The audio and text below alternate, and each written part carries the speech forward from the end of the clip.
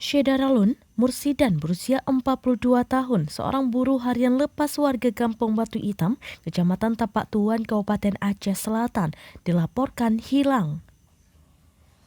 Berdasarkan informasi yang diterima serambinews.com pada Rabu 6 Juli 2022, Mursidan diduga hilang sejak Selasa 5 Juli 2022 saat pergi ke kebunnya di kampung tersebut dan hingga malam hari tidak kunjung pulang.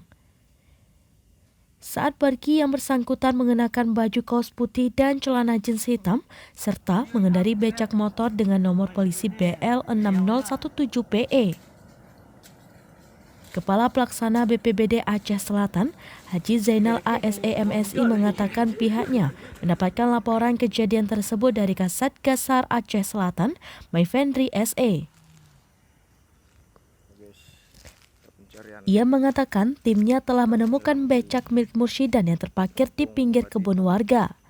Informasi yang diterima serambinews.com dalam pencarian tersebut turut hadir Kepala Pelaksana BPBD Aceh Selatan, Haji Zainal, Kapolsek Tapak Tuan, AKP Rizal Firmansyah, dan Kasat Gasar Aceh Selatan, Maifendri.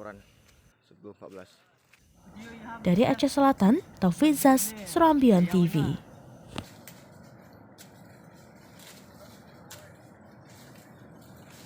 Laki-laki saya bodoh ni.